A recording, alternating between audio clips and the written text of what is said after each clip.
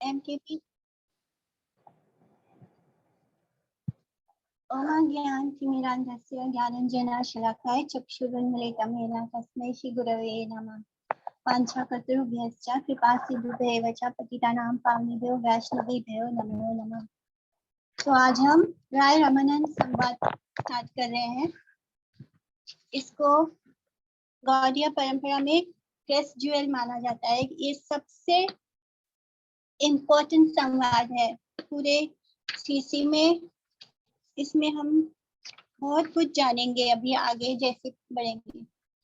श्री नरसिम्हा जय नरसिम्हा जय जय नरसिम्हा प्रहलाद देशा जय पद्मा मुख पद्मा वृंदा। ये चैतन्य महाप्रभु, भगवान चैतन्य महाप्रभु दक्षिण भारत की यात्रा पर निकलते हैं और इस यात्रा में वो जो भी उनसे मिलता है उसका उद्धार करते हुए आगे बढ़ते जाते हैं। तो इसी क्रम में वो जिया नरसिम्हा पहुंचते हैं और फिर वहां जाकर ये प्रार्थना करते हैं, श्री नरसिम्हा जय नरसिम्हा प्रहलाद देश जय पद्मा मुख पद्मा वृंदा। इस तरह वो वहां पहुंचकर भगवान जी की बहुत प्रार्थना करते हैं, नरसिम्हा भगवान की, और फिर वहां खूब नृत्य करते हैं, बहुत चैंटिंग करते हैं। और इसी तरह वो और वहां से थोड़ा और आगे बढ़ते हुए निकलते हैं और गोदावरी के तट पर पहुंचते हैं। तो जो भी श्री चैतन्य महाप्रभु को देखता है इस सफर में, साउथ इंडिया के इस सफर में, तो वो उनके कृष्ण प्रेम को पा लेता है, वो कृष्ण प्रेम में डूब जाता है। जो उन्हें देखता है वो कृष्ण प्रेम में सरबोर हो जाता है और जिसने उन्हें देखा उसे देखकर दूसरे भी कृष्ण प्रेम में डूब जाते हैं। और जो उस भक्त को देखता है जिसको कृष्ण प्रेम मिल गया, वो उसको भी जो देखता है वो भी कृष्ण प्रेम में डूब जाता है। तो इस तरह मानो कृष्ण प्रेम का वायरस समझ लीजिए, जैसे वो सबको जो देख रहा है उसी को कृष्ण प्रेम मिलता जा रहा है, एक से दूसरे को, दूसरे से तीसरे को। तो हर कोई साउथ इंडिया में जिस ग्राम से वो गुजर रहे हैं, जिस रास्ते से वो नृत्य करते हुए, हरि कीर्तन करते हुए निकल रहे हैं, वहां पर हर किसी को वो कृष्ण प्रेम बांटते जा रहे हैं। और वो इस तरह कृष्ण प्रेम बांट रहे हैं, इसकी कोई पात्रता नहीं है, कोई क्वालिफिकेशन नहीं चाहिए कृष्ण प्रेम पाने के लिए। जैसे कि हमें हर युग में क्या करना पड़ता था, कभी यज्ञ किया, कभी तप किया, कभी व्रत किया, कभी उपवास किया, कभी बहुत सारे ग्रंथों का पाठ किया, तब कहीं जाके किसी एक को प्रेम मिलता है। लेकिन पूरी तरह से प्रेम भी नहीं मिल पा रहा था। लेकिन इस बार इस कलयुग में भगवान ने एक कैसा अवतार लिया है कि बस जो महाप्रभु को देख रहा है वो कृष्ण प्रेम में सरोवर हो रहा है, और जिसने महाप्रभु को देखा है उसे देखकर दूसरा हो रहा है, और जो उसे देखता है उसको देख के दूसरा हो रहा है। माने हर कोई बस कृष्ण प्रेम लुटा रहा है, हर कोई कृष्ण प्रेम दे रहा है। इस तरह प्रेम को लुटाते चल रहे हैं श्री चैतन्य महाप्रभु। उन्हें कुछ होश नहीं है कि वो किस दिशा में चल रहे हैं, किस दिशा में आगे बढ़ रहे हैं। तो वो हरि नाम संकीर्तन और नृत्य करते हुए बस आगे बढ़े जा रहे हैं। कौन सी दिशा में जा रहे हैं इसका कोई अनुमान नहीं। संकीर्तन करते हुए गोदावरी के तट पर आते हैं, वहां स्नान करते हैं, और फिर स्नान करने के बाद वहां से उन्हें ध्वनि आती है, म्यूजिक का आवाज आता है उन्हें। तो वो वहां देखते हैं कि पालकी में सवार घोड़े हाथियों पर सैनिक सवार होकर राजश्री घाट बाट से श्री रामानंद राय आ रहे हैं। वो अपनी पालकी में बैठे हुए हैं और उनके आगे में बहुत सारे सैनिक चल रहे हैं, कुछ हाथी पर है, कुछ घोड़े पर है, और उसके आगे जो ब्राह्मण है वो ब्राह्मण स्तुति करते हुए, मंत्र स्तुति करते हुए आगे जा रहे हैं एक झुंड में। तो इस तरह उनकी सवारी निकली है श्री रामानंद राय की। वो कौन है? वो मद्रास के गवर्नर है, वहां के राजा ने उन्हें गवर्नर बनाया और वो एक बहुत ही हाईएस्ट पोजीशन पे है, और इसलिए उनके आगे इतने बड़े ठाट बाट है। और वो कहा जा रहे हैं वो बस स्नान करने ही आए हैं, लेकिन इतने ठाट बाट से वो स्नान करने आए हैं क्योंकि वो एक गवर्नर है, और मतलब उनके वैभव की कोई सीमा नहीं है, इतना ऐश्वर्य है उनका। तो वो वहां से देखते हैं, रामानंद राय देखते हैं सामने कि कोई एक व्यक्ति है जिसके पूरे शरीर से आभा निकल रही है, जिसकी सुंदरता वो समझ नहीं पा रहे कि आखिर कोई इतना सुंदर कैसे हो सकता है। सूर्य के समान तेज है उनका, और वो उसको देखकर एकदम स्तब्ध रह जाते हैं। वो एकदम, उनको समझ नहीं आ रहा कि इतना सुंदर व्यक्ति है महाप्रभु। और महाप्रभु का देह कैसा है, खूब विशाल है, बहुत लंबे हैं वो, उनके हाथ जो भुजा है वो उनके घुटनों तक टच करे, इतनी लंबी लंबी उनके हाथ हैं। और वो खुद भी कहते हैं कि महाप्रभु और नियरली वो 7-8 फीट टॉल थे, और उनका रंग गौर वर्ण, और वो दूर से ही इतने दिखाई दे रहे थे कि वो एक कोई इतना सुंदर व्यक्ति खड़ा है, और जैसे हजारों सूर्य एक साथ चमक रहे हो, इतना तेज था उनके शरीर से, मानो साक्षात ब्रह्म ज्योति निकल रही है। और क्यों नहीं निकलेगी, क्योंकि वो तो स्वयं भगवान कृष्ण है। और जो उनके कमल नयन है वो उनके कानों तक पहुंच रहे हैं, यानी इतने लंबे लंबे नेत्र हैं उनके, इतने सुंदर है महाप्रभु।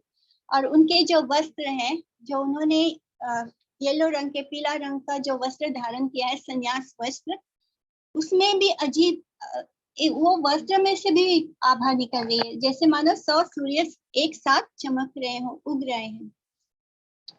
इस तरह वो गवर्नर जो जिनका नाम है राय रामानंद, वो वहां पालकी में से चैतन्य महाप्रभु को देखते हैं, और ये एक बहुत ही हाईएस्ट पोजीशन में है। तो वो उठी प्रभु कहे, उठा कहा कृष्ण कृष्ण, तारे अलिंग गाते प्रभु हृदय सत्श्रीषा।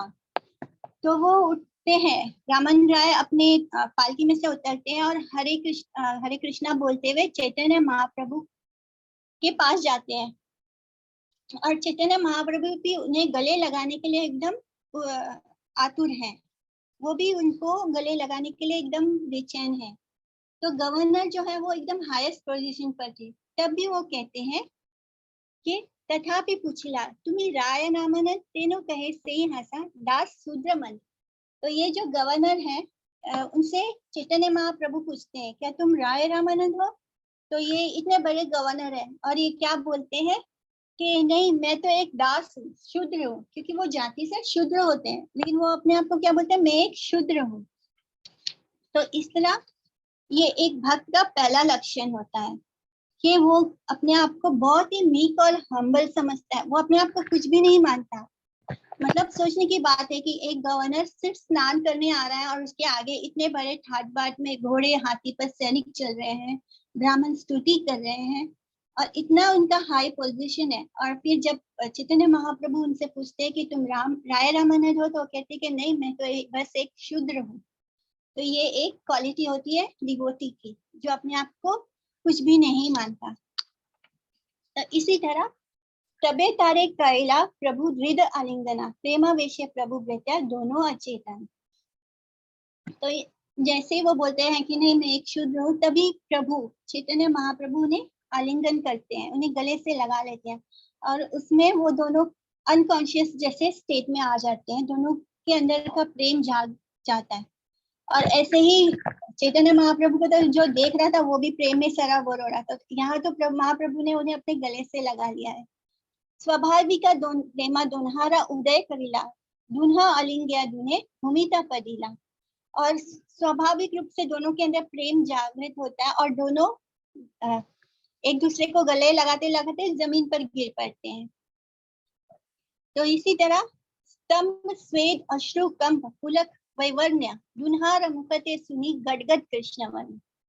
तो दोनों के अंदर एक्सटेटिक सिम्टम्स जाग जाते हैं, प्रेम में आंखों से आंसू बह रहे हैं, शरीर कांप रहा है, और सारे शरीर के रोम खड़े हो गए हैं, और मुख से बस क्या निकल रहा है, कृष्ण कृष्ण। वो भी बहुत कप कपी आवाज में कृष्ण कृष्ण निकल रहा है।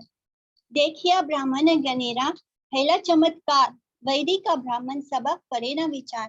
तो जो ब्राह्मण स्तुति करते हुए राय रामन के पालकी के आगे चल रहे थे, वो भी देख के उनको समझ नहीं आ रहा क्या करिए।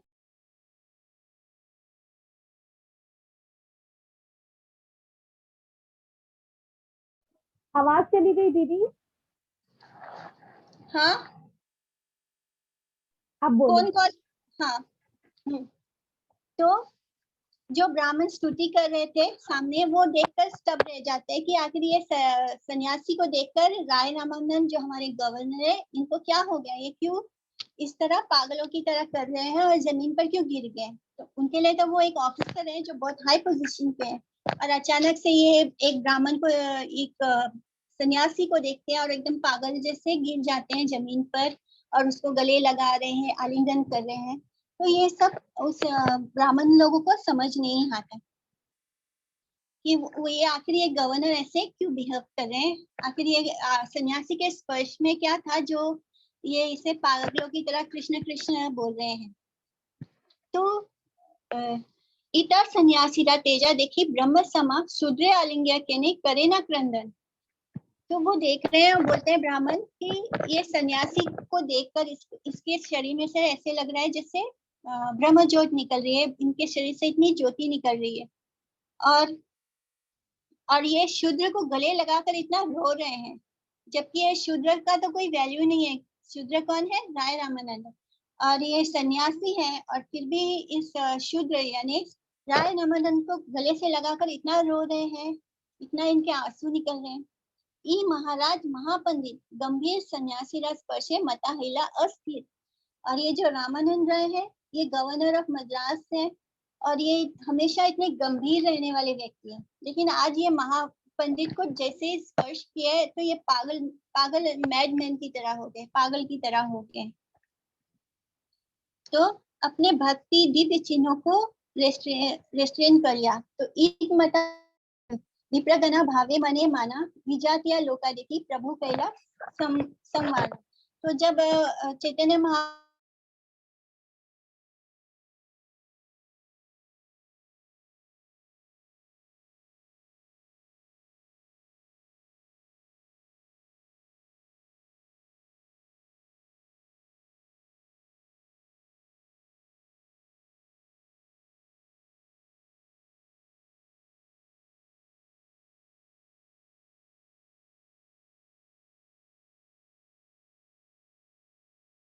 ये शुद्ध भक्त नहीं थे।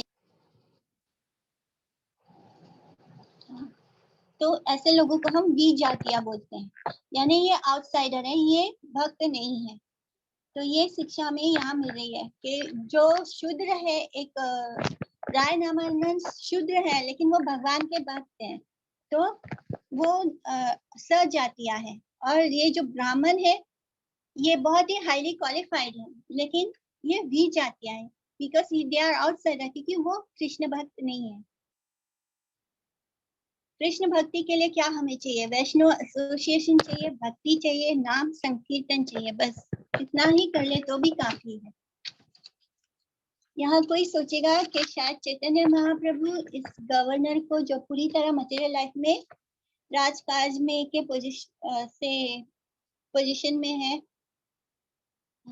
राजकाज का काम सब देखने वाला है, मतलब जो राय रामानंद की लाइफ स्टाइल है वो पूरी तरह मटेरियलिस्टिक है। गवर्नमेंट का काम जो लोग करते हैं वो पूरी तरह मटेरियल लेवल पे होता है, वो वहाँ पे कोई भक्ति नहीं होती है।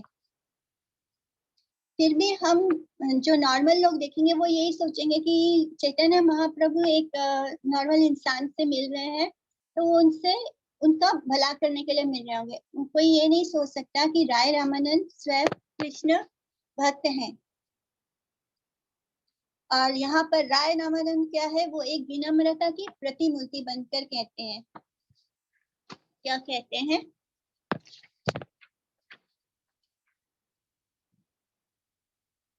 सर्वभौमे तोमार कृपा तारे इच्छिना अप्रेष्य स्पर्शिले हना तांद्रा प्रेम दीना। आपने सर्वभौम भट्टाचार्य की कृपा है, इसलिए आपके स्पर्श से मैं, मेरे जैसा अनटचेबल, मेरे जैसा अछूत भी कृष्ण प्रेम पा गया है। ये सब आपके प्रेम के कारण। कहा तुम्हें साक्षात ईश्वर नारायण, कहा मुनि राजा सेवी विषय शूद्र धाम। बोलते हैं कि कहा आप साक्षात ईश्वर है, नारायण है, और मैं कहा एक राजा का सेवक, एक विषयी, एक मटेरियलिस्टिक, एक शूद्र धाम हूँ। इस तरह राय रामानंद अपने आप को बहुत ही नीचे रखते हैं, एकदम विनम्रता से वो अपने आप को एक वो अपने आप को कुछ मान ही नहीं रहे हैं। तो ये लक्षण होता है एक भक्त का। तो हमें यहाँ पे क्या शिक्षा मिलती है? कोई कैसे भी परिवार का हो, लेकिन अगर वो कृष्ण भक्ति में एंगेज है, उसे हम डिस्क्वालीफाई नहीं कर सकते। भक्ति परिवार और जन्म पर निर्भर नहीं करती कि हम कहाँ जन्म लिए हैं, हम कौन से परिवार से हैं, ब्राह्मण कुल से हैं या हाई लेवल कुल से हैं, वो इम्पोर्टेंट नहीं रखता।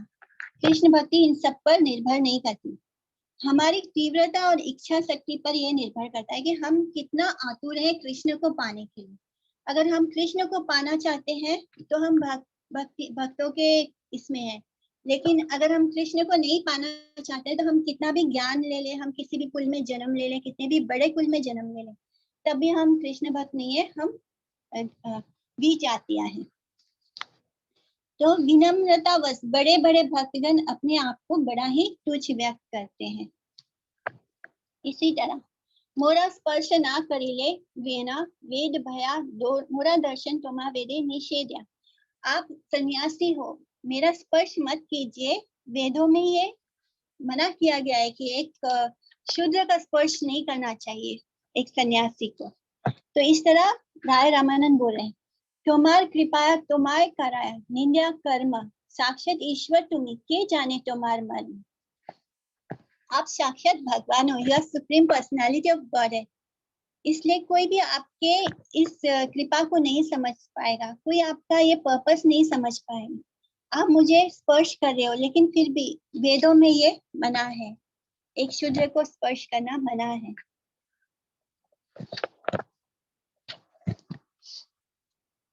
आमानिष्टारे तुम्हार इह आगमन परम दयालु तुम्हें पतित पावन। ये श्लोक हमने किया हुआ है क्लास में। अमानिष्टारे तुम्हें यहाँ आगमन, मुझे मेरा डिलीवर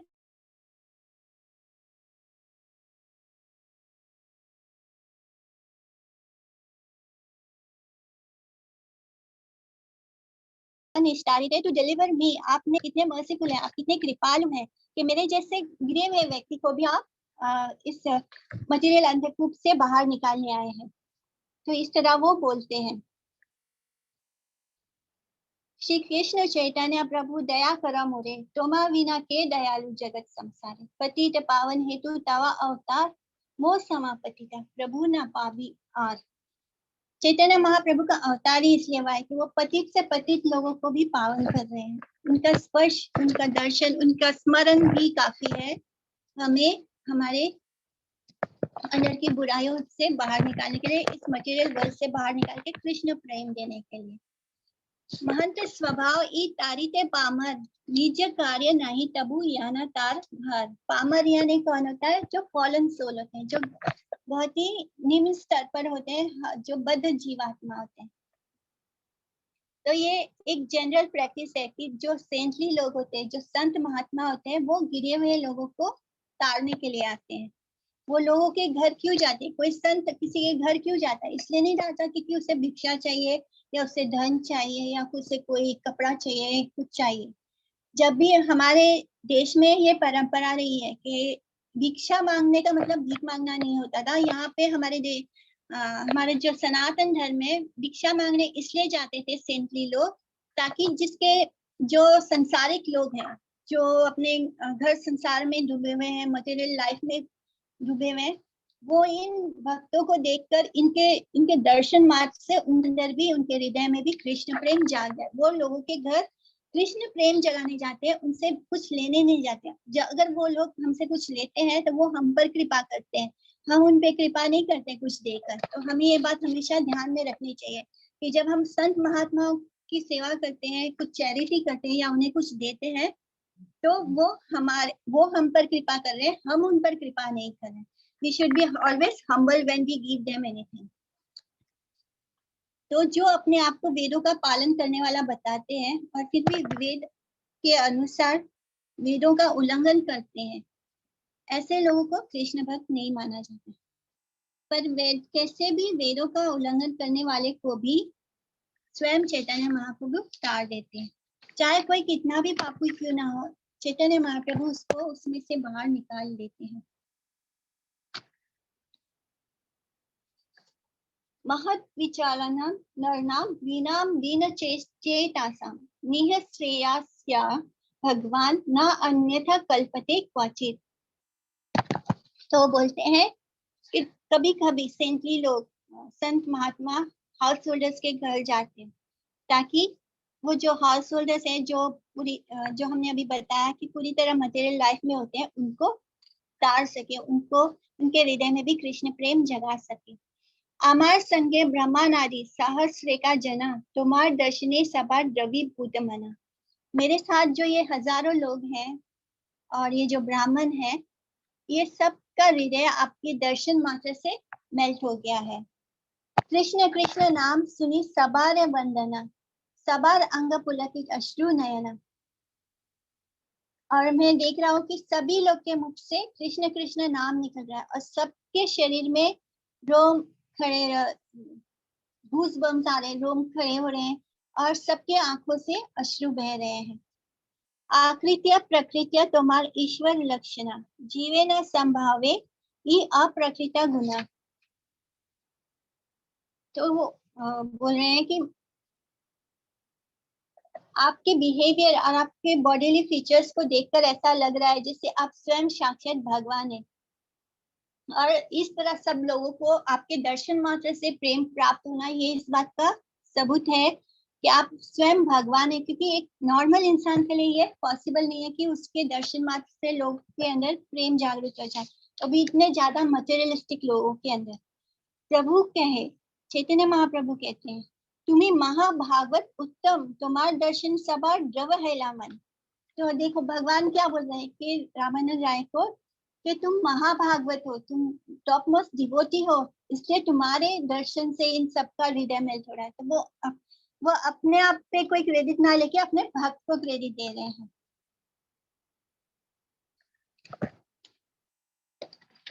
तो जब भी कोई फर्स्ट क्लास डिवोटी नहीं होगा तब तक वो अच्छा प्रीचर नहीं हो सकता। यहाँ पे हमें ये लेसन मिल रहा है। और यहाँ पे रामानंद राय है, ये एक महाभागवत डिवोटी है, ऐसा स्वयं भगवान चैतन्य महाप्रभु कह रहे हैं। और इस तरह वो बार बार रामानंद राय बार बार प्रभु की प्रशंसा करते हैं और प्रभु अपने भक्त की प्रशंसा कर रहे हैं। इस तरह दोनों एक दूसरे की प्रशंसा किए जा रहे हैं। अन्येरा की कथा में मायावादी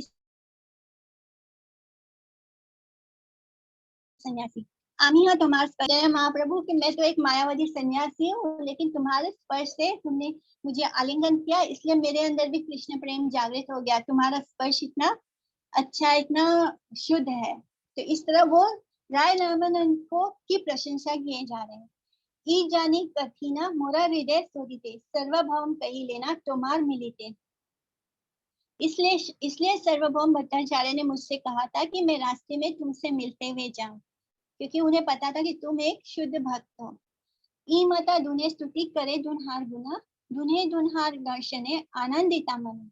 इस तरह दोनों एक दूसरे की स्तुति किए जा रहे हैं और स्तुति करने के कारण दोनों का मन बहुत ही आनंद से भर रहा है। हेना काले वेदिका एका वैष्णव ब्राह्मण दंडवत करी केला प्रभु रे निमंत्रण। तो इसी क्रम में एक ब्राह्मण वैष्णव जो भगवान का भक्त है, सिर्फ ब्राह्मण नहीं है, वो वैष्णव भी है, जो वैदिक प्रिंसिपल्स को फॉलो करता है, वो चैतन्य महाप्रभु के सामने फ्लैट होकर गिरकर दंडवत नटी करता है, दंडवत प्रणाम करता है और उन्हें अपने घर लंच के लिए इनवाइट करता है। निमंत्रण मानिला तांदे वैष्णव जानिया, रामानंद कहे प्रभु ईसा हसिया। तो चैतन्य महाप्रभु देखते हैं कि ये शुद्ध भक्त है, वैष्णव है, और ये जानकर वो उनके घर का ये निमंत्रण स्वीकार करते। तो यहाँ हमें ये शिक्षा मिलती है कि जब तक कोई शुद्ध वैष्णव भक्त ना हो, उसके घर का हमें कोई चीज अन्न ग्रहण नहीं करना चाहिए। एक वैष्णव डिवोटीज को ये बात का बहुत ध्यान रखना चाहिए कि अगर कोई कृष्णा कॉन्शियस नहीं है तो उसके घर नहीं खाना चाहिए। हमें हमेशा शुद्ध भक्तों के घर का ही भोजन लेना चाहिए।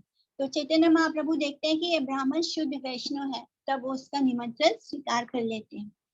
तोमार मुखे कृष्ण कथा सुनीते है मना, पुनरापि पाइए ना तोमार दर्शन।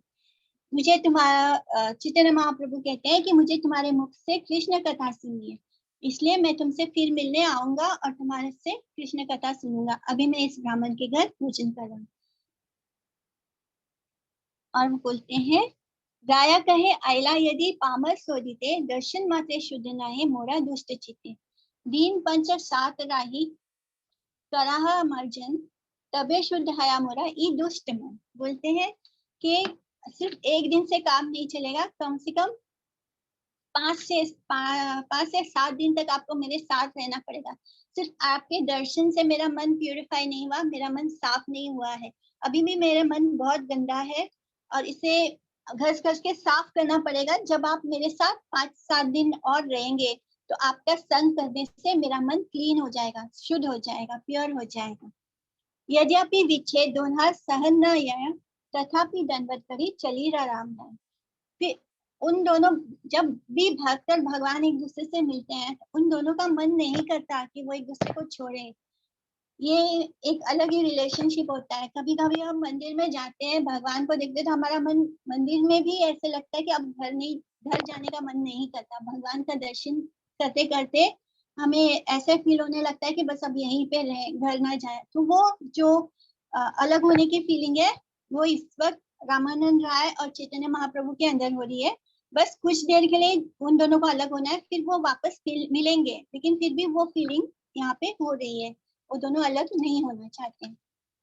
और फिर रामन राय इस फीलिंग के साथ उन्हें चैतन्य महाप्रभु को ब्राह्मण के घर छोड़ के निकलते हैं। प्रभु यही विप्र घरे भिक्षा कैला, दुई जनार उत्कंठासी साध्य हैला। तो प्रभु ने उनके घर भिक्षा किया, यानी ब्राह्मण के घर लंच किया। और फिर जब सांझ हुई, शाम हुई, तो वो रामानंद राय से मिलने के लिए एकदम आतुर होकर उससे मिलने के लिए फिर निकल पड़े। प्रभु स्नान कृत्या करी अचेन वशिष्या, एका भृत्या संगे राया मिलीला आशिया। फिर अपने इवनिंग का जो स्नान है वो करने के बाद महाप्रभु बैठ गए और रामानंद राय का इंतजार करने लगे। और फिर रामानंद राय अपने एक सर्वेंट के साथ उनसे मिलने आए। नमस्कार कैला राया, प्रभु कैला आलिंगना, दुई जने कृष्ण कथा कह राह स्थाने। राह स्थाने क्या होता है? एक सेक्लूडेड प्लेस, एक एकांत जगह पर। जैसे दोनों ने नमस्कार किया और कृष्ण कथा एक एकांत स्थान में किया। क्यों एकांत स्थान में क्यों किया? सबके सामने क्यों नहीं किया? क्योंकि भगवान श्री कृष्ण ने वृंदावन में जो लीला गोपियों के साथ की है, उसे सुनने का अधिकार ना हो तब तक हमें नहीं सुनना चाहिए।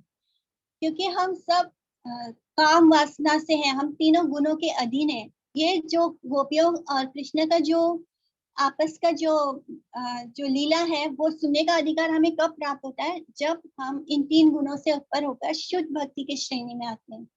लेकिन अभी हम इस शुद्ध भक्ति के श्रेणी में नहीं है, यानी उस स्थान पर बहुत सारे लोग ऐसे थे जो उस शुद्ध भक्ति के श्रेणी में नहीं थे। इसलिए भगवान चैतन्य महाप्रभु और राय रामानंद दोनों एकांत जगह में कृष्ण कथा पर चर्चा करने वाले आए। वो सबके सामने ये कथा नहीं करेंगे, क्योंकि वो बहुत ही हाई लेवल पे बात करने वाले हैं। जो लोग अभी तक अनर्थों से मुक्त नहीं हुए हैं, उनके लिए नाम संकीर्तन और भगवत गीता की शिक्षाएं ही पर्याप्त है। हमें भगवान से किसी भी रूप में दूर नहीं होना है, लेकिन अगर हमारा लेवल उस हाइट पे नहीं है जहाँ पे हम भगवान के उन गूढ़ रहस्य को समझ सके, भगवान के कृष्ण और वृंदावन की गोपियों की जो लीला है उसको समझने के लिए हमें इस मटेरियल लेवल से ऊपर उठना होगा। और वो इतनी आसानी से अभी हम नहीं पहुंच पा रहे। तो तब तक हमें क्या करना चाहिए? हमें नाम संकीर्तन करना चाहिए, चैंटिंग करना चाहिए, जप करना चाहिए, और भगवत गीता की शिक्षाएं ही हमारे लिए पर्याप्त है उस लेवल पे।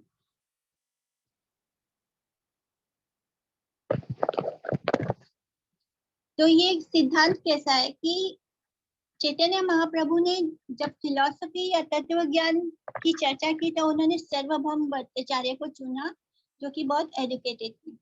फिर जब उन्हें भक्ति के सिद्धांतों को के ऊपर चर्चा करनी थी तो वो रूप और सनातन गोस्वामी को चुनते हैं।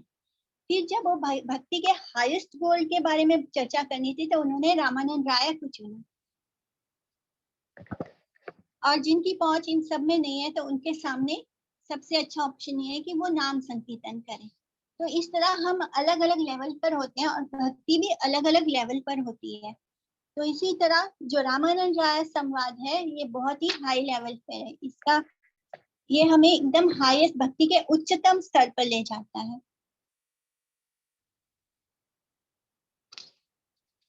तो इसी तरह रामानंद राय श्री चैतन्य महाप्रभु को प्रणाम करते हैं, महाप्रभु उन्हें अपने आलिंगन करते हैं और फिर दोनों एक एकांत जगह पर बैठकर कृष्ण कथा आरंभ करते हैं।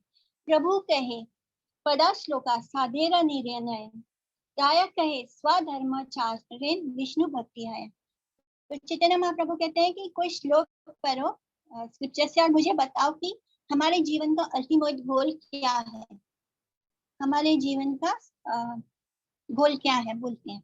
तो रामानंद राय बोलते हैं कि हमारे जीवन का सबसे अल्टीमेट गोल ये है कि हम चाहे जिस भी श्रेणी में हो, कोई भी वर्ण आश्रम में हो, तब भी हम कृष्ण कॉन्शियसनेस अवेकन करें, हमारे अंदर कृष्ण भक्ति जागनी चाहिए। तो ये हमारे जीवन का अल्टीमेट गोल है। वर्ण आश्रम आचारवाद पुरुषेन परा पुमाम विष्णु आराध्य पंथा नान्य तत्तोष कारण। वर्ण आश्रम में रहकर वो बोलते हैं कि वर्ण आश्रम में रहना चाहिए और जिस भी आश्रम में होते हैं वहां पे रहकर भगवान कृष्ण की विष्णु की भक्ति करनी चाहिए, ये सबसे बेस्ट होता है। अभी ये कह रहे हैं रामानंद राय। प्रभु कहे एहो बाया आगे कहा आर, राया कहे कृष्ण कर्म अर्पण सर्व साध्य सा। तो प्रभु बोलते हैं, चैतन्य महाप्रभु कहते हैं ये बाहरी है, इट इज आउटसाइड, मुझे ये बताओ कि इसके आगे क्या है।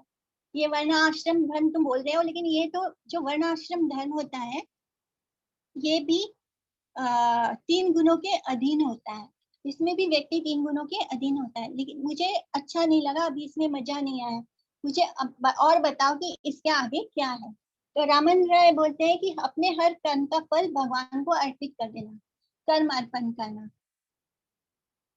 तो यद करोसी यद अस्नासी यद जुहोसी दरासी यद तपस्यासी कौंतेया तत्कुरुष्व मद अर्पणम। जो कृष्ण ने भगवद गीता में कहा है 9.27 में, क्या हे कुंती पुत्र, तुम जो भी काम करते हो, तुम जो भी खाते हो, तुम जो भी सेक्रीफाइस में ऑफर यज्ञ में ऑफर करते हो, तुम जो भी चैरिटी करते हो, तुम जो भी तप करते हो, यज्ञ करते हो, उस सब का फल मुझे ऑफर कर दो, ये सब कुछ तुम मेरे लिए करो।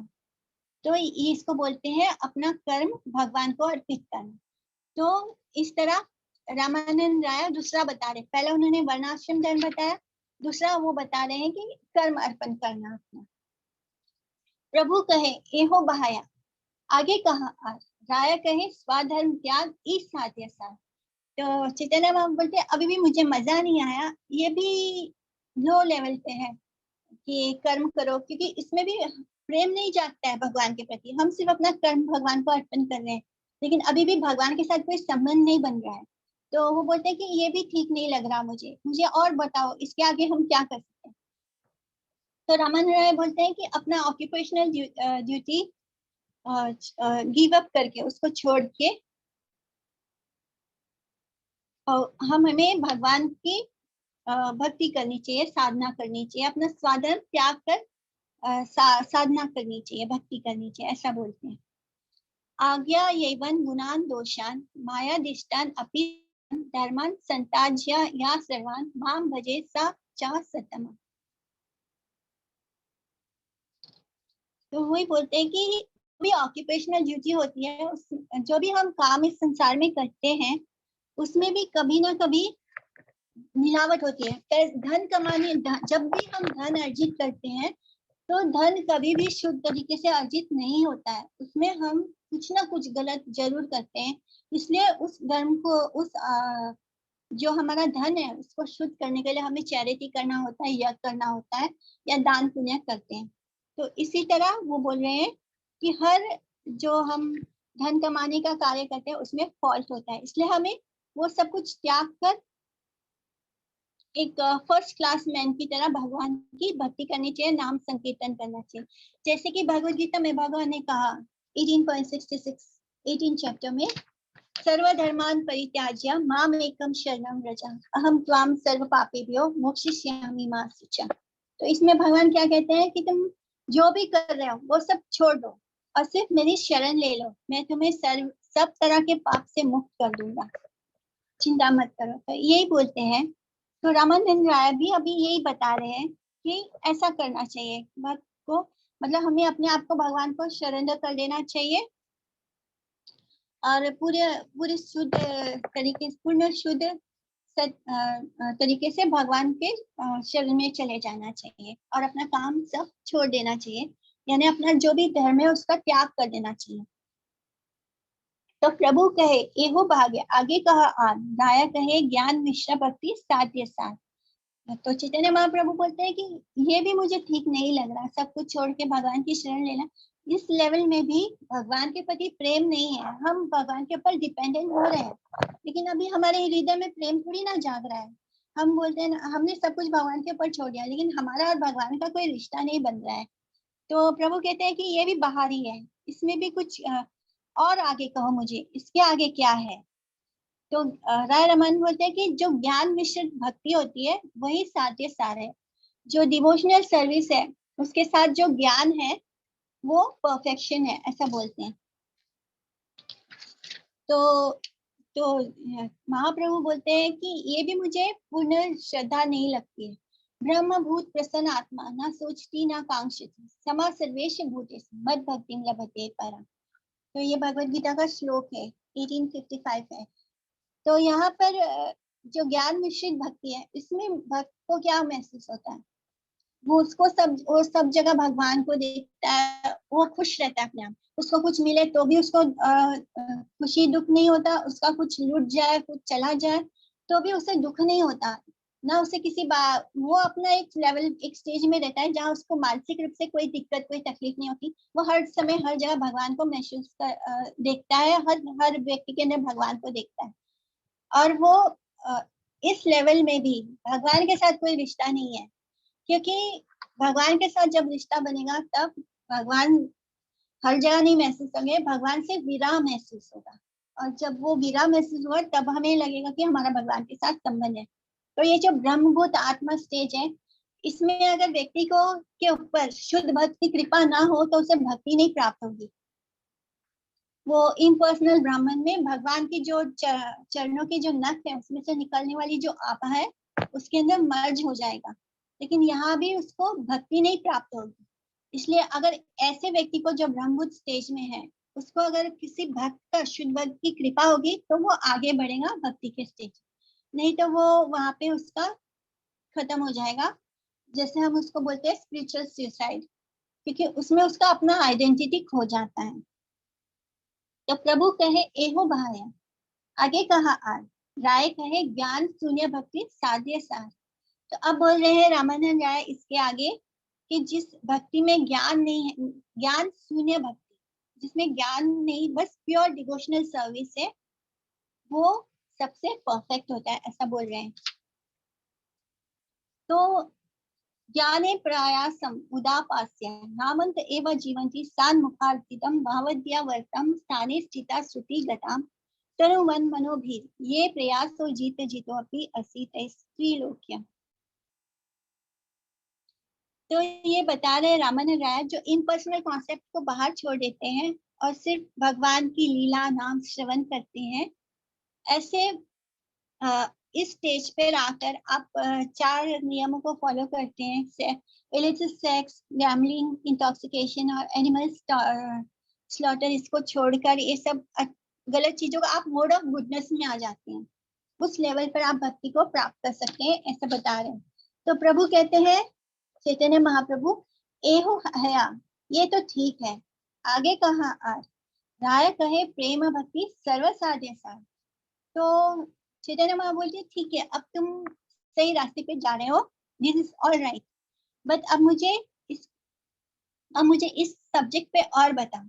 तो अभी हम कहाँ पहुंचे, जहाँ पर हम 4 नियमों का पालन करते हैं और मोड ऑफ गुडनेस में आ गए हैं, लेकिन हमें भक्ति में आने के लिए क्या करना है, सिर्फ मोड ऑफ गुडनेस में नहीं आना है, हमें तीनों मोड ऑफ गुडनेस रजोगुण, तमोगुण, सतोगुण, ये जो 3 मोड ऑफ है, मोड्स ऑफ नेचर है, इन तीनों गुणों में से ऊपर उठना है।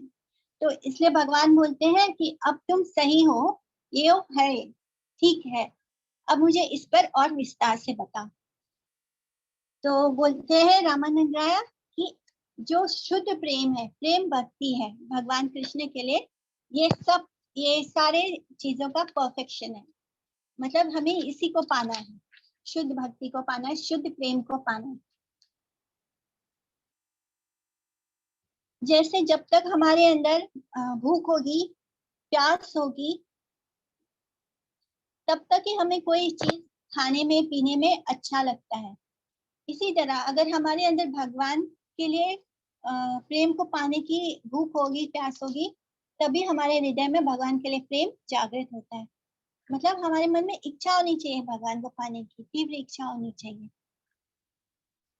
तो ये कैसे अवेकन होता है? ये वर्शिप से, साधना से। कृष्ण भक्ति रस भाविता मति क्रियाताम यदि कुतो अपि लभ्यते तत्र लौल्यम अपि मूल्यम एकलम जन्म कोटि सुकृतेर न लभ्यते। तो राय रमन बोलते हैं जो ये प्योर डिवोशनल सर्विस है, शुद्ध भक्ति है, कृष्ण भक्ति, ये बहुत सारे जन्मों का, हजारों जन्म भी हम ले के जो अच्छे कर्म करते हैं, सुकृति करते हैं, उससे भी नहीं मिलता। मतलब हम हजारों जन्म ले ले, सुकृति भी कर ले, लेकिन उससे भी हमें शुद्ध प्रेम नहीं मिलेगा कृष्ण का। ये तभी मिलता है, उसका एक ही प्राइस है, हमारे अंदर लौल्यम होना चाहिए, यानी लालच होना चाहिए कृष्ण को पाने का, उनके प्रेम को पाने का। इसका सिर्फ एक ही मोल है, प्रेम को पाने का मोल है लालच, कृष्ण को पाने का मोल है लालच। तभी हम उससे कृष्ण भक्ति को खरीद सकते हैं। प्रभु कहे एहो खाया, आगे कहा राय कहे दास से प्रेम सर्वसाध्य सा। तो प्रभु कहते हैं कि ये भी ठीक है, लेकिन अब मुझे और बोलो। भगवान के अंदर और सुनने की इच्छा जागृत है। बोले इसके आगे क्या है? कृष्ण को पाने का तरीका प्रेम है, कृष्ण प्रेम है, लेकिन ये इसके आगे क्या है? तो राय कहते हैं कि दास से प्रेम सर्वसाध्य सा। जो दास बन के हम भगवान की सेवा करते हैं, भगवान को अपना मास्टर मानते हैं और खुद उनके सर्वेंट बन के जो सेवा करते हैं, बोलते हैं ये सबसे बेस्ट है। या नाम श्रुति मात्रेन पुमान भवति निर्मला तस्य तीर्थ पदा किंवा दर्शनम अविश्वास्यते।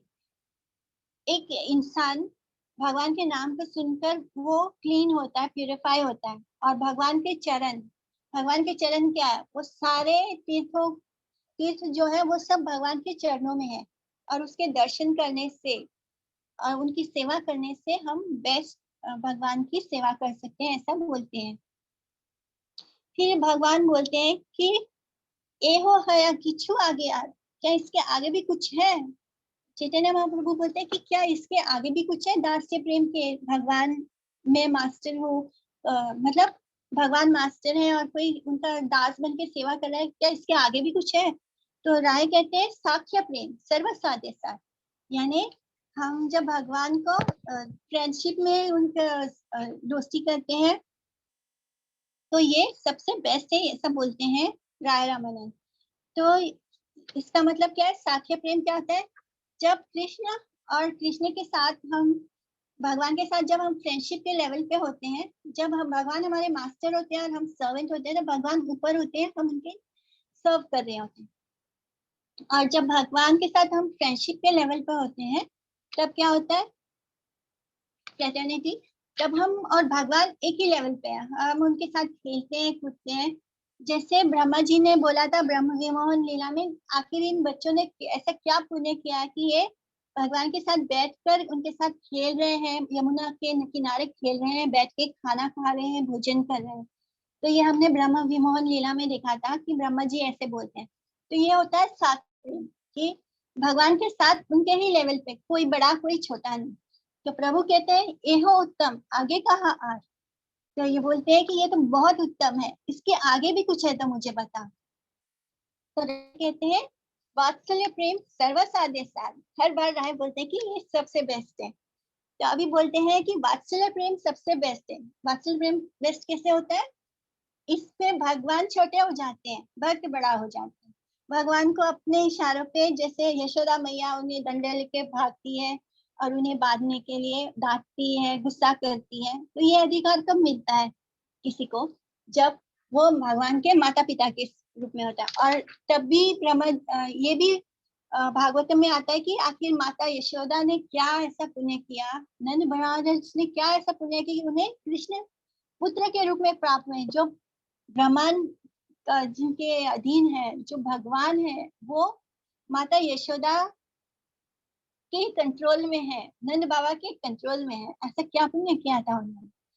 तो प्रभु कहते हैं एहो उत्तम, आगे कहा। अभी भी उनको सेटिस्फेक्शन नहीं मिल रहा है चैतन्य वो जितना सुन रहे हैं उनको उतना अधीर होते जा रहे हैं। चैतन्य महाप्रभु बोलते एहो उत्तम, आगे कहा और राय कहे कांत प्रेम सर्व साध सार। तो अब बोलते हैं कि जो कॉन्जुगल लव होता है, जो प्रेमी प्रेमिका के बीच का जो प्रेम होता है, वो सबसे बेस्ट होता है।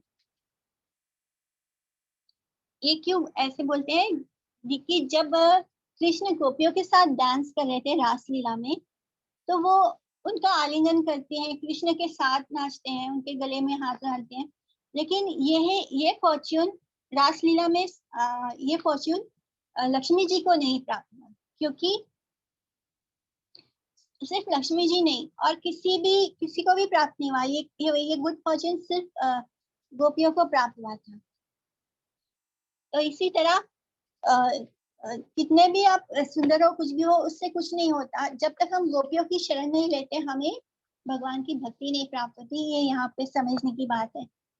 तो इसी तरह राय रामानंद और इनके बीच वार्ता चल रही है, वो और उन्हें बताते जा रहे हैं कि कैसे गोपियों की भक्ति है और किस तरह कृष्ण बोलते हैं कि मैं तुम्हारा ऋणी हो गया, क्योंकि उन्होंने भगवद गीता में क्या बोला था कि जो जैसे मुझे भक्ति करता है, मैं उसको रेसिप्रोकेट करूंगा। ये वचन दिया था भगवान ने भगवद गीता में। लेकिन जो गोपियों का प्रेम था वो इस लेवल पे हाइट पे चला गया कि भगवान बोलते हैं कि अब मैं हजारों जन्म भी ले लूं, लेकिन तुम्हारे प्रेम को मैं रेसिप्रोकेट नहीं कर पाऊंगा। तुम्हारा प्रेम इतना हाइट पे है, तुमने ना अपने माता पिता की चिंता की, ना अपने पति की चिंता की, ना अपने बच्चे की चिंता की। मतलब गोपियों ने किसी के बारे में नहीं सोचा। जो सबसे ज्यादा माँ के लिए सबसे ज्यादा क्लोज कौन होता है? बच्चा होता है। लेकिन गोपियों ने कृष्ण के लिए सारे संबंध छोड़ दिए। यहाँ पे ये समझने की बात है, वो किसके लिए छोड़ रहे हैं? भगवान के लिए छोड़ रहे हैं। और भगवान कौन है? भगवान ही सब जीवात्माओं का ध्यान रखते हैं। हम ये वहम में होते हैं कि हम अपने परिवार का ध्यान रख रहे हैं, हम कर रहे हैं, तो ये सब है। इस जन्म में हम मिले हैं तो वो हम इसलिए नहीं मिले कि हमारा कोई आत्मा का संबंध है, ऐसे नहीं है। हमारा कर्मों का संबंध है, इसलिए इस जन्म में कोई हमारा माता है, कोई हमारा पिता है। वो हम अपना बैलेंस चुकाने के लिए आते हैं, अपना जो कर्म होता है ना, वो चुकाने के लिए आते हैं। इसलिए नहीं हम कभी कभी ऐसा होता है हमारा सोल रिलेशनशिप है, ये है वो है, ये ऐसा कुछ भी नहीं होता है। ये सिर्फ हमारा कर्म होता है कि हम अपने कर्मों का फल एक दूसरे को चुकाने के लिए आते हैं। तो इसी तरह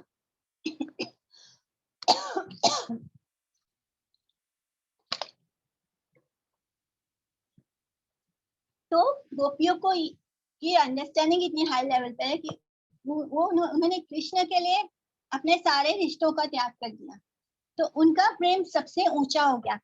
ब्राह्मण पत्नी भी अपने पतियों को छोड़कर कृष्ण के पास गई थी, लेकिन कृष्ण ने उनको बोला कि आप लौट जाओ, तो वो लौट गई थी अपने पति के पास। उन्होंने कहा कि अपने पतियों के पास लौट जाओ और उनकी सेवा करो, तो वो लौट गई थी। पर जब कृष्ण ने गोपियों को बोला कि तुम लौट जाओ, तो वो नहीं लौटी थी, वो कृष्ण के पास रुक गई थी। तो कृष्ण को पाने का ये जो जिद है, ये जो लॉलियम है, जो ग्रीडीनेस है, वो गोपियों के अंदर था। वो गोपियों के अंदर ही दिखता है और किसी में नहीं दिखता। हर किसी के मन में किसी कोने में कोई ना कोई लालच होता है। कभी हमारे मन में पुण्य कमाने का लालच होता है। जैसे कृष्ण के सर में बहुत दर्द हुआ था, तो वो बोले कि मुझे किसी भक्त के चरणों की धूल चाहिए। तो नारद मुनि सबके पास गए और बोले कि चरणों की धूल चाहिए। नारद मुनि खुद भी तो अपने चरणों की धूल दे सकते थे। वो सारे द्वारका की सारी रानियों के पास गए, सबने कहा कि नहीं, मैं अगर मेरे चरणों की धूल दूंगी तो मुझे नरक भोगना पड़ेगा। तो यहाँ भी कृष्ण के प्रति पूर्ण प्रेम कहाँ है? वो उनको इतना सौभाग्य है कि वो कृष्ण की पत्नी बनी है, लेकिन फिर भी उनके हृदय में ये शंका है कि अगर मेरे पति के सिर पे मेरे चरणों की धूल लग गई तो मुझे नरक भोगना पड़ेगा। तो अभी भी इन्हें नरक और स्वर्ग की चिंता है। लेकिन जो गोपियों के पास जाते हैं नारद मुनि, तो वो क्या वो तुरंत निकाल निकाल के भर भर के अपने चरणों की धूल देते हैं, बोलते हैं मुझे नरक जाना पड़े तो चलेगा, कृष्ण को नरक नहीं जाना, कृष्ण का दर्द तो दूर हो जाएगा। तो यहाँ इनका गोल क्या है? कृष्ण है। बाकी सब प्रेम का जो लेवल है वहां पे गोल कहीं ना कहीं अपना स्वार्थ भी होता है। तो जब तक ये स्वार्थ है, प्रेम नहीं है। प्रेम कब होता है? जब सब कुछ कृष्ण के लिए कर लो तो वो प्रेम होता है। ना नरक की चिंता हो, ना किसी पाप की चिंता हो, ना किसी और बात की चिंता होनी नहीं चाहिए।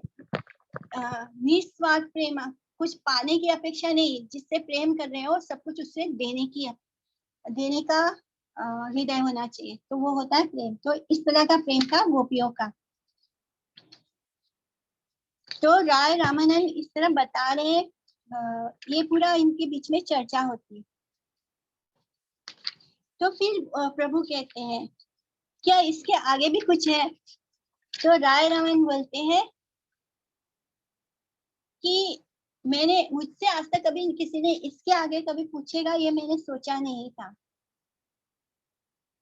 क्योंकि जब कांत प्रेम की बात आती है तो इसके बाद कोई इसके आगे सोच नहीं सकता कि इसके आगे भी कुछ हो सकता है। तो प्रभु कहे ई साध्य वरी सुनिश्चय, कृपा करी कहा यदि आगे कुछ बोलते हैं इसके आगे भी कुछ और है। तो राय कहे यहाँ आगे पूछे है ना जाने, एता नीना नहीं जानी अच्छा है भुवाने। मतलब इतने दिन में मुझे कभी ये समझ नहीं आया था कि कोई इस परफेक्शन लेवल के आगे भी पूछेगा, गोपियों के प्रेम के आगे भी पूछेगा कि इसके आगे कुछ और है। तो यहाँ मध्ये राधा प्रेम साध्य शिरोमणि, यहाँ महिमा शास्त्रे सर्वशास्त्रे वखानी, यानी इसके आगे गोपियों के प्रेम के आगे एक और प्रेम है, और वो है श्रीमती राधा रानी का प्रेम, जो टॉप मोस्ट है। इसके आगे और कुछ नहीं है। इंडीड जो राधा रानी का जो प्रेम है उसके बारे में बहुत सारे शास्त्रों में लिखा भी गया है, उसके ग्लोरीज लिखे गए। यथा राधा प्रिया विष्णु तस्या कुंडम प्रियम तथा सर्व गोपेशु सेवैका विष्णुर अत्यंत वल्लभ। जिस तरह राधा रानी कृष्ण को प्रिय है, उसी तरह उनका कुंड भी राधा कुंड भी कृष्ण को बहुत प्रिय है।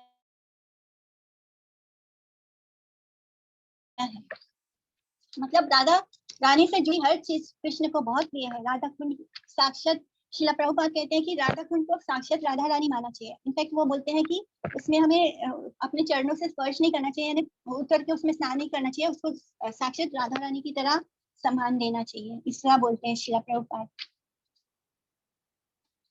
और वो राधा रानी कौन है? वो सबसे डियर है कृष्ण भगवान को। रासलीला जब हुई थी तब चूरी करी राधा के नीला गोपी गणे राधारे अनपेक्षा हैला प्रेमेरा गाढ़ा था ना स्फुरे। जब लास्ट लीला हो रही थी तो कृष्ण ने क्या किया, गोपियों के सामने से राधा रानी को चुरा कर ले गए। ऐसा क्यों करते हैं? क्योंकि राधा लगी गोपी रही यदि साक्षात करे त्याग तबे जानी राधा है कृष्ण गाढ़ अनुदान। हमने श्लोक किया हुआ था क्लास में। अगर कृष्ण सब राधा रानी को बाकी सब गोपियों के साथ लेवल पे देखते हैं तो राधा रानी को कैसे पता चलेगा कि कृष्ण उनसे सबसे ज्यादा प्यार करते हैं, सबसे ज्यादा स्नेह करते हैं। तो वो क्या करते हैं, राधा रानी को गोपियों से अलग चुरा कर ले जाते हैं, ताकि राधा रानी को ये लगे कि पता चले कि कृष्ण उनके अंदर कितना गाढ़ अनुराग है उनके लिए। राय कहे तबे सुना प्रेमेरा महिमा, श्री जगते राधा प्रेम नाही का उपमा। तीनों जगत में राधा रानी के प्रेम की कोई उपमा नहीं है, कोई एग्जाम्पल नहीं है, कोई उसकी तुलना ही नहीं की जा सकती। इस तरह राय रामानंद एकदम अल्टीमेट गोल को पहुंच गए हैं। वो क्या है? श्रीमती राधा रानी। और राधा रानी के प्रेम के सामने किसी का प्रेम भी नहीं है। सबसे ऊंचा स्थान राधा रानी के प्रेम का है।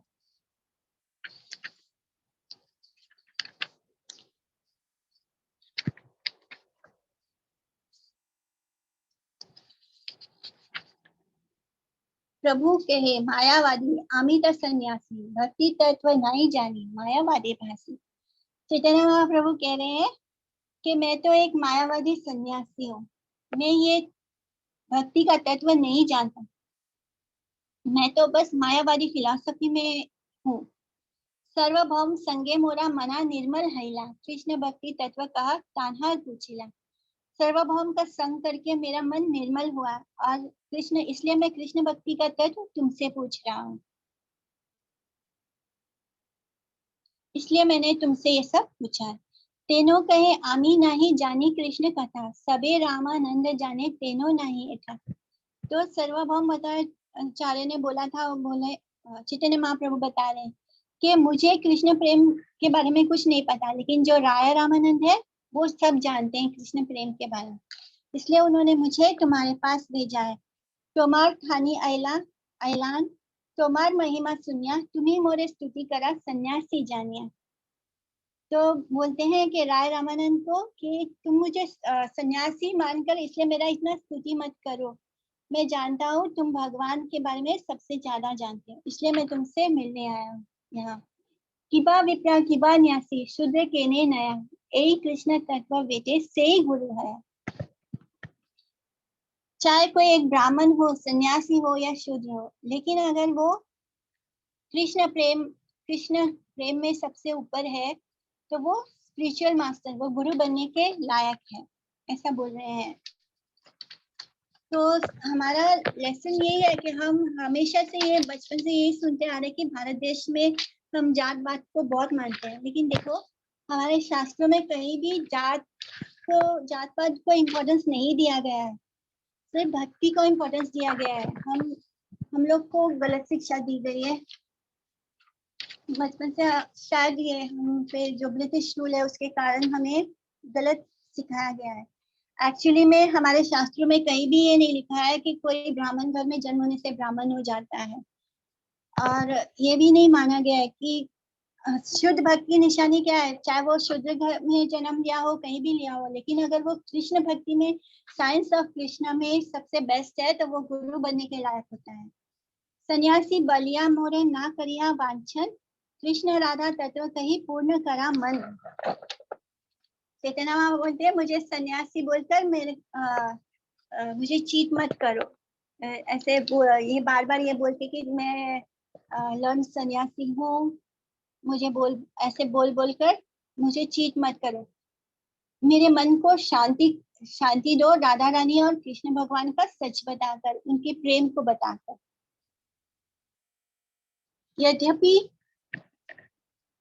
यद्यपि राय प्रेमी महाभागवते तांड्रा मन कृष्ण माया नारे आच्छादिते तथापि प्रभुरा इच्छा परम प्रबल जानी ले राय राम मना हेला काला मन।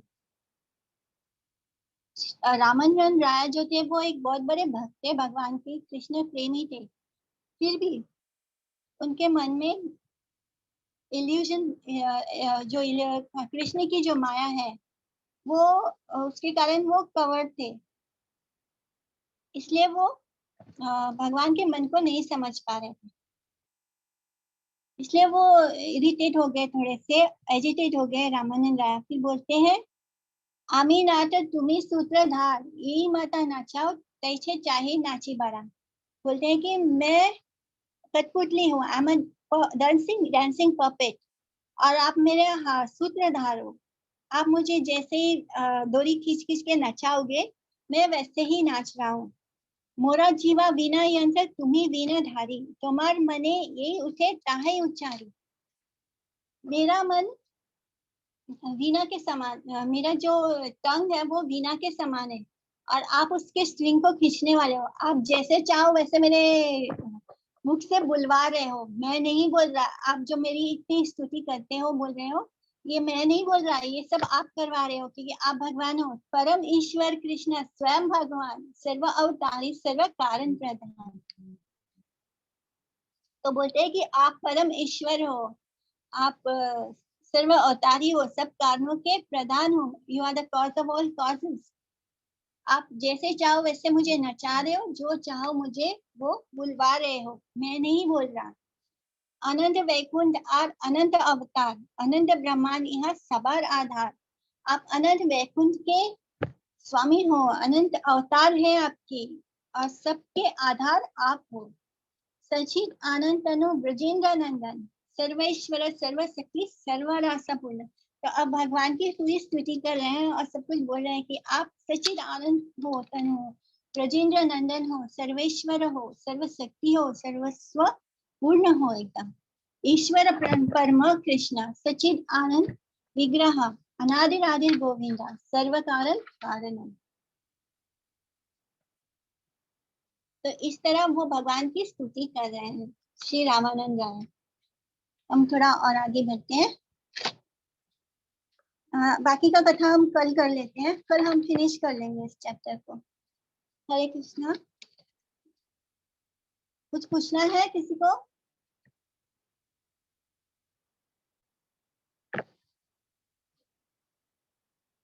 हम कल भी 8:30 को क्लास कर लेंगे, तो जो रह गया वो कल हम कंप्लीट कर लेंगे पूरा इन दोनों के संवाद को। ओके। वांछा कतरु भेषा कृपा सिंधुभ्यो वचा पतितानां पावनेभ्यो वैष्णवेभ्यो नमः। हरे कृष्ण।